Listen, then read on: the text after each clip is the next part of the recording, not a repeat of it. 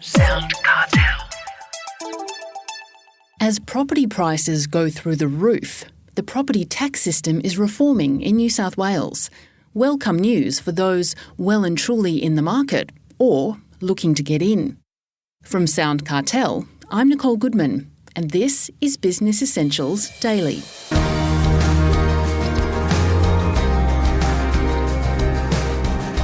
All property purchasers know about the onerous transaction costs associated with buying a property, including those horrendous upfront stamp duty payments, which these days are enough to stop people moving house or buying property altogether.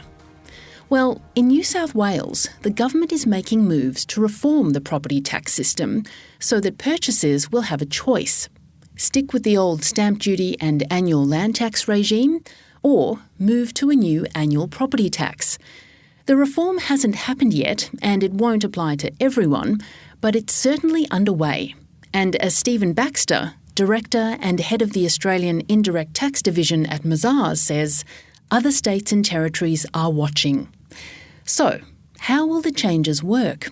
Stephen Baxter tells Heather Dawson that they'll only apply to properties purchased after legislation has been passed, and it will then largely be a matter of choice. A central element of the reform is that the buyer has a choice. They can choose between paying the current upfront transfer duty and annual land tax if it applies versus the annual property tax. And to give you an example, the choice for a home or farm purchaser will be between paying transfer duty on the purchase versus paying annual property tax for as long as you hold the property, whereas for a factory buyer or a residential property investor, the choice will be between paying both transfer duty on the purchase and the annual land tax versus paying the annual property tax for as long as they hold the property. So if a buyer makes the choice to pay the annual property tax, Steve, how much tax will they pay? Well, the measure classifies properties into 4 different categories, and there is a different rate for each one. Rather than go through all the rates systematically, I'll give you just some examples. For owner-occupied residential property, the proposed annual property tax is a flat $400 plus 0.3% of the unimproved land value, whereas if it's an investment residential property, the proposed property tax rate is a flat $1,500 plus 1.1% of the unimproved value. There are also rates for primary production land and for commercial property, and there has been recently announced that there will be a property tax surcharge at the rate of 0.3% of the unimproved land value where a particular landowner has aggregate land holdings above 1.5 million. So you can see there's a fairly complicated system of classifications, rates and flat payments, which requires a prospective buyer to consider what type of property am I buying and what is the particular rate and what value might it be applying to. So if you make a choice about how you want to pay, can you later change your mind and choose another regime? No. In fact, once the choice is made, you cannot change it. And indeed, the choice to go into the annual property tax system, if you like, quarantines that particular property forever. So as soon as one buyer opts to go into the annual property tax system, all future buyers of that property will be paying the annual property tax on it. Will there be any exemptions?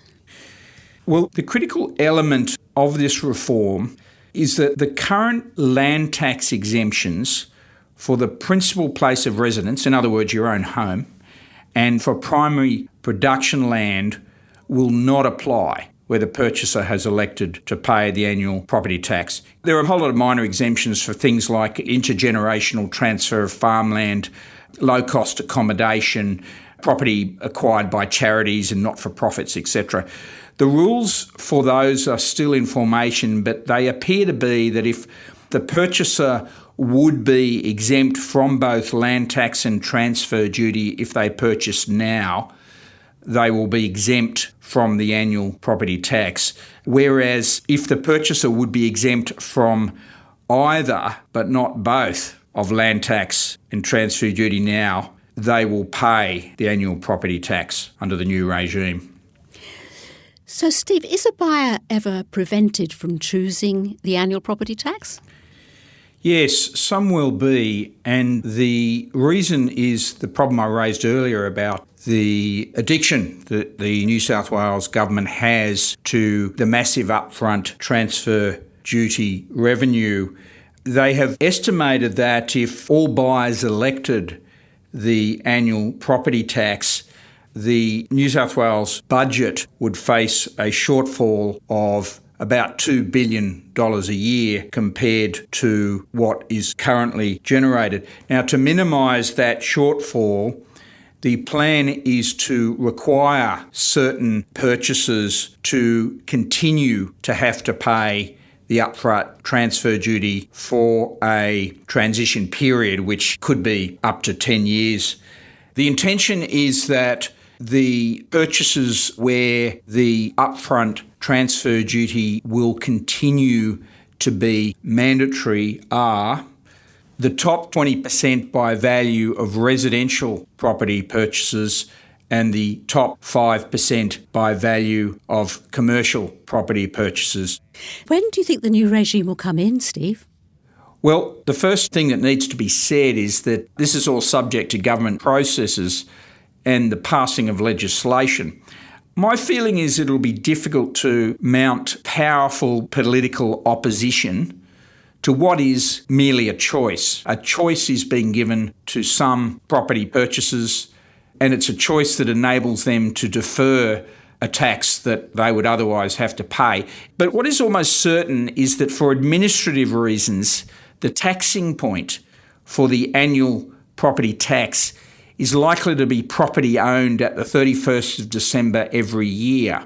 And that would align it with the current land tax regime and would enable New South Wales Revenue to issue a single assessment that covers all land holdings that a particular person or entity has. So my expectation is that 31 December will be the taxing point, and I'm sure the plan is to have the regime in place by 31st of December this year, but they are behind on their reform. It has been delayed. They've recognised there are more problems they need to deal with, so there's a possibility it will not be in place until next year.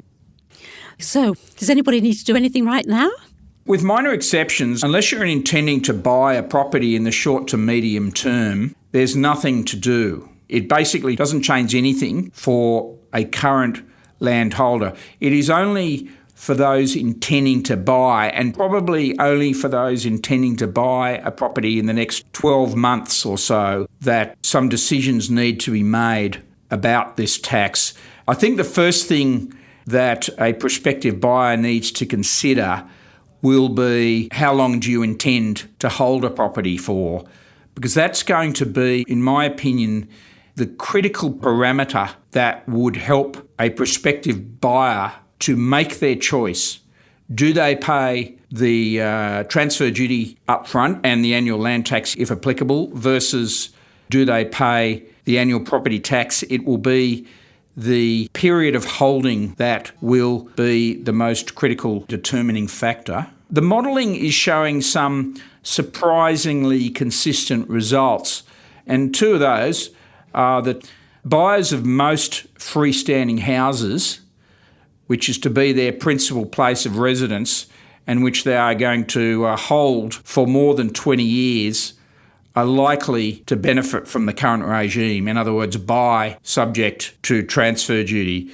Whereas buyers of most residential investment apartments with the intention of holding for less than 10 years are likely to benefit from the annual property tax regime. Okay. Well, final question, Steve.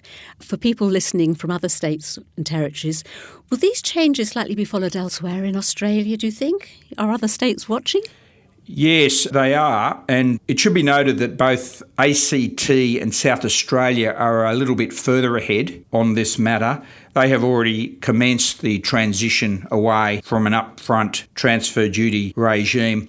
But it's the big states of Victoria and Queensland that will be watching it. Look, all states and territories know that transfer duty is a big drag on their economy. But I think what will be of most political interest in those two states will be the optics of seeing home buyers on the south side of the Murray River and on the north side of the Tweed River having to pay upfront duty on their home purchases while their New South Wales neighbours do not.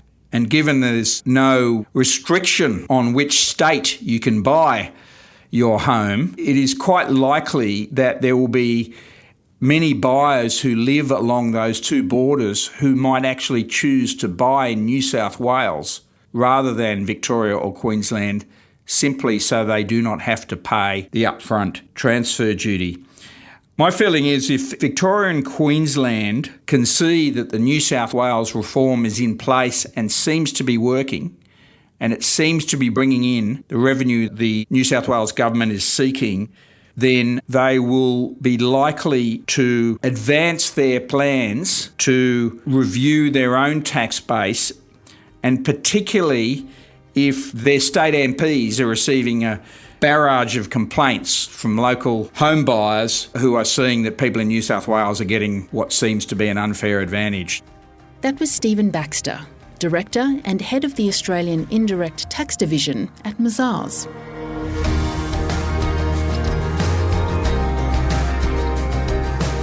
This episode of Business Essentials Daily is produced by the team at SoundCartel. Thanks for listening. I'm Nicole Goodman. We'll bring you more Be Daily tomorrow. Follow at BE Daily Podcast across social media and head to bedaily.com.au for more from the Business Essentials Daily podcast. SoundCartel.